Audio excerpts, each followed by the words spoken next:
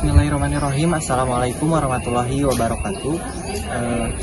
Terima kasih kepada yang terhormat Ibu Elis Nurhayati sebagai guru pembimbing yang telah memberikan waktu dan kesempatan kepada kami untuk mempresentasikan sedikit materi pada proses-proses dalam sistem reproduksi.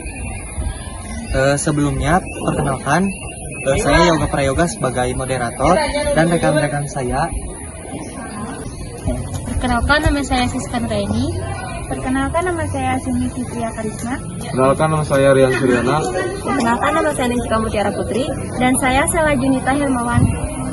Baik, untuk selanjutnya akan langsung dipaparkan oleh teman saya Silmi. Baik, saya akan menjelaskan tentang proses-proses sistem reproduksi. Sistem reproduksi pada manusia termasuk ke dalam kategori reproduksi seksual. Artinya, reproduksi terjadi melalui proses bertemunya gamet jantan atau sperma dengan gamet betina atau ovum, membentuk individu baru yang disebut dengan fertilisasi. Dalam proses ini, laki-laki memasukkan penis ke dalam vagina dan berejakulasi semen yang mengandung sperma. Sebagian kecil dari sperma melewati leher rahim ke dalam rahim, kemudian ke saluran telur untuk pembuahan ovum. Hanya satu sperma yang dibutuhkan untuk membuahi ovum. Hasil dari fertilisasi atau pembuahan adalah terbentuknya zigot. Zigot kemudian mengalami perkembangan embrio hingga dilahirkan menjadi anak. Sebagian mamalia, termasuk manusia, bereproduksi secara seksual. Laki-laki akan menghasilkan sperma, sementara perempuan akan menghasilkan ovum. Lalu, di dalam sistem reproduksi terdapat proses-prosesnya. Apakah proses-proses tersebut? Nah, sebelum itu, tadi sudah disebutkan di atas bahwa laki-laki menghasilkan sperma, perempuan menghasilkan sel telur. Baik, untuk selanjutnya saya di sini akan menjelaskan proses spermatogenesis.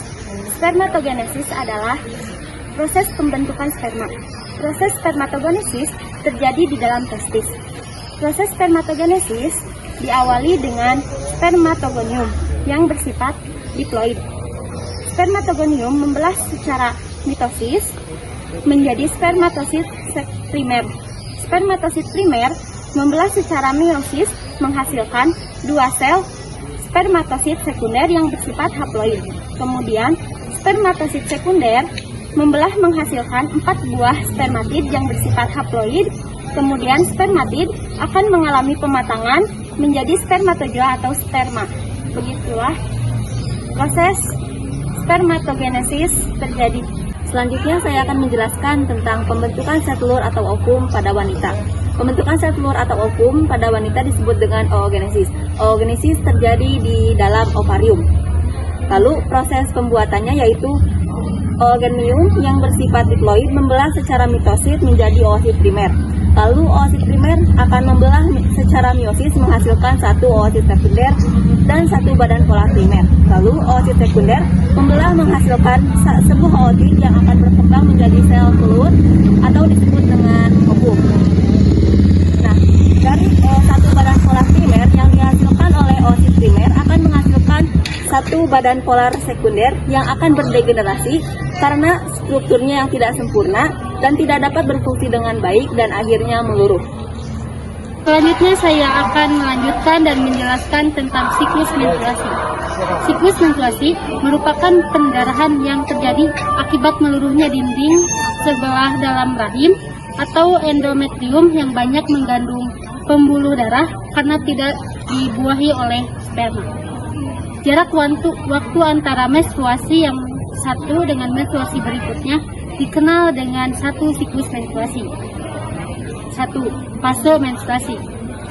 Jadi, jika ovum tidak dibuahi sperma, sehingga korpus luteum menghentikan produksi hormon estrogen dan progesteron. Fase menstruasi ini dilanjutkan berlangsung kurang lebih 5 hari. 2. Fase praovulasi. Disebut juga dengan fase proliferasi. Pada fase ini, hormon pembebas gonadotropin yang dikeluarkan hipotalamus akan memacu hipofis untuk mengeluarkan PSH. PSH singkatan dari Follicle Stimulating Hormone. PSH memacu pematangan folikel dan merangsang folikel untuk mengeluarkan hormon estrogen. 3. Fase ovulasi. Jika siklus menstruasi seorang perempuan 28 hari, maka ovulasi terjadi pada hari ke-14. Ovulasi disebut pelepasan oosit sekunder dari folikel. Selanjutnya, saya akan menjelaskan tentang proses kehamilan. Proses kehamilan adalah proses yang terjadi pembuahan sampai kelahiran. Proses ini dimulai dari sel telur yang dibuahi oleh sperma, lalu tertanam di dalam lapisan rahim dan kemudian menjadi janin. Proses kehamilan dibagi menjadi 6 bagian. Yang pertama, ovulasi. Ovulasi yaitu pengeluaran sel telur matang yang siap dibuahi oleh sperma. B. Fertilisasi. Fertilisasi merupakan peleburan antara sel telur dengan sperma. Fertilisasi terjadi di dalam tuba Fallopi dan menghasilkan zigot. C. Pembelahan. Zigot mengalami pembelahan sel berulang-ulang. Zigot membelah menjadi 2 sel, kemudian menjadi 4 sel. Selanjutnya terjadi pembelahan menjadi 32 sel berkelompok seperti buah arteri yang disebut morula. D. Morula. Mengalami pembelahan membentuk blastosis. Blastosis mempunyai rongga di dalamnya yang disebut blastosol. Blastosol terdiri atas sel-sel bagian luar dan sel-sel bagian dalam. E. Blastosis. Terjadi kurang lebih 5 hari setelah fertilisasi. F. Implantasi. Menempelnya blastosis pada endometrium. Tilu. Baik, untuk pemaparan materi telah selesai. Sekian dari kelompok kami. Mohon maaf apabila ada kesalahan. Semoga bermanfaat. Wabillahi taufiq wal hidayah. Wassalamualaikum warahmatullahi wabarakatuh.